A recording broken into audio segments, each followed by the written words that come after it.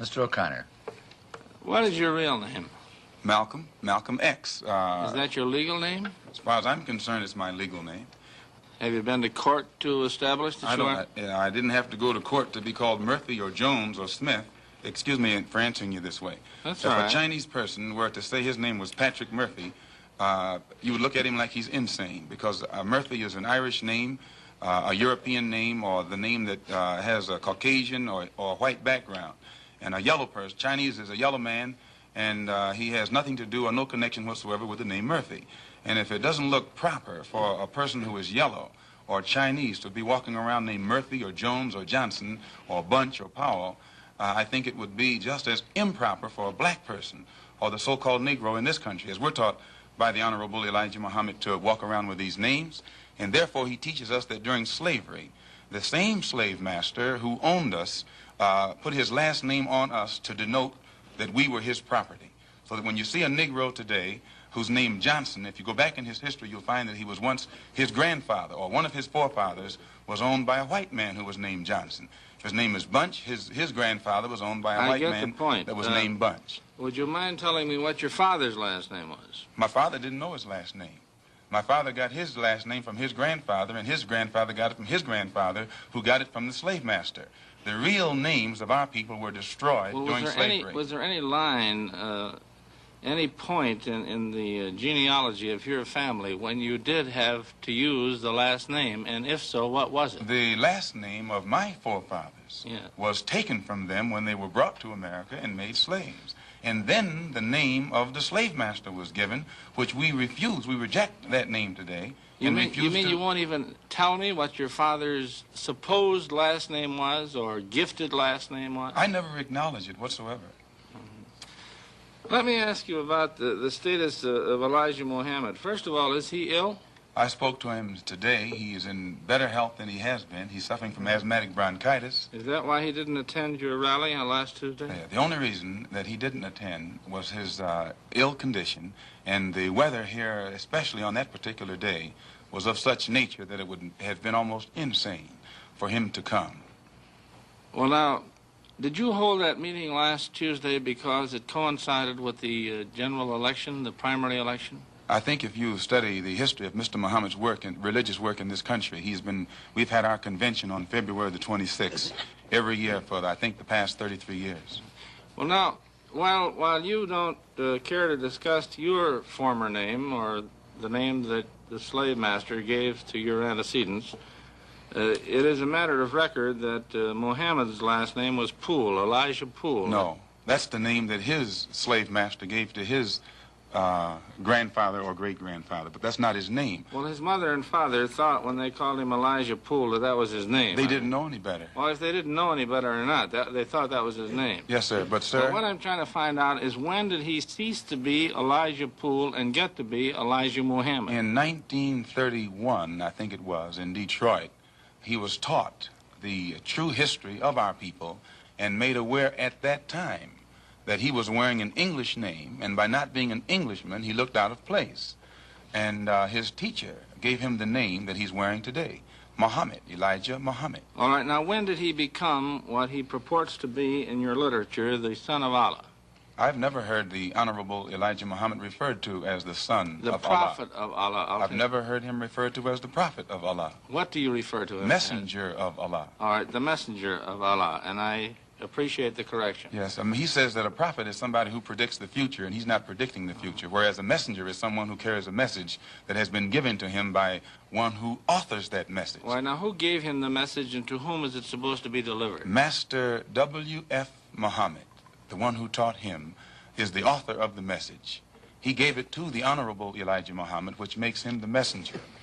And he's to deliver that message of truth and righteousness to the 20 million American so-called Negroes, which means he's to teach us the truth, which will awaken us, and then show us how to live a life of righteousness, which will automatically qualify us for recognition as human beings by all other righteous human beings here on this earth. Well, now, one other question. With reference to what Mr. Hurlbut asked you a little bit ago, you took a very moderate position of wanting independence without having any hatred for the whites.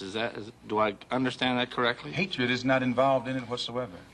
Well, I recall in a recent plane crash, I mean 2 or 3 years ago, or less than that, a charter flight on Air France in which a group of people from Atlanta, Georgia, were, as they say in the business, as they took off from Orly Field. And you were quoted at that time as expressing great gratification that this tragedy had occurred. Do you recall that? I recall it. What did you say? Do you remember? The press misinterpreted it and misrepresented it. What did you say? They said that it was made at a Muslim meeting. It wasn't. It was made at a rally of Negroes, Baptist, Methodist, Catholic, and otherwise in Los Angeles, who were rallying to protest the brutal shooting of 7 unarmed Negroes and what did you by say? heavily armed white policemen in the city of Los Angeles. And because we are a people who have been taught by the Honorable Elijah Muhammad to never carry weapons of any kind, but to get on God's side and rely on God to fight our battles for us, at the time that these brothers were shot down so brutally, I pointed out at the funeral of the brother who died that God would step in and take a hand in giving us some form of justice for the brutal killing of our brother. And when the plane crashed in France, I pointed out to the crowd at this rally that this was an act of God showing his wrath or complete resentment over the brutal form of injustice that had been inflicted upon our poor unarmed brothers. Were you saying that, or do you believe that? At that time, Dr. Billy Graham was in a crusade in Chicago, and the press, your papers here in this city, quoted Billy Graham of also saying that that plane crash was an act of God.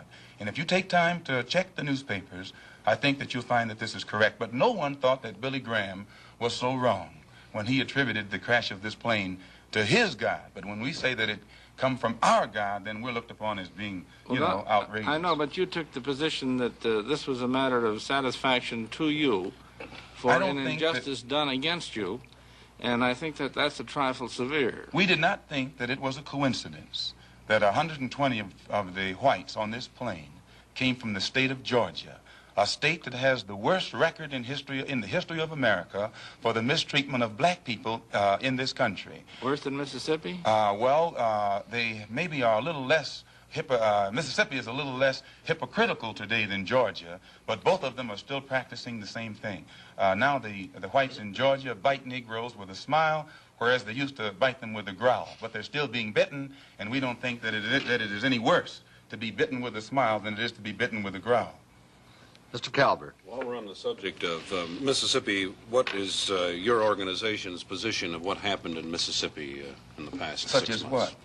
Such as the James Meredith incident and the enrollment of him in the university. Well, the Honorable Elijah Muhammad wants justice for every one of the 20 million so-called Negroes. And to just take one Negro and stick him in college with the aid of 15,000 troops and at a cost of $6,000 is a disgrace. It's a waste of taxpayers' money.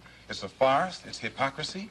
Because if it's right for one Negro to be forced into that university, then every Negro in the state of Mississippi who is qualified has the same right to go to that university. And if the government is not ready and willing to enforce the right of every Negro in the state of Mississippi, then, in my opinion, sir, it's only hypocrisy to pretend that they are for justice by pushing one Negro in and blowing it up all over the world to make it look like they're solving the problem when millions of black people in that state are still going to segregated schools and getting an inferior education. Does your organization encourage members to attempt to enter schools that have been known as all white in the past? The Honorable Elijah Muhammad doesn't discourage us from attending white schools, but he does say that it is better for us to go to our own schools, and after we have a thorough knowledge of ourselves, of our own kind, and racial dignity has been instilled within us, then we can go to anyone's school and we'll still retain our race pride, our racial dignity, and we will be able to avoid the subservient inferiority complex that most Negroes have or that is instilled within most Negroes who receive this sort of integrated education.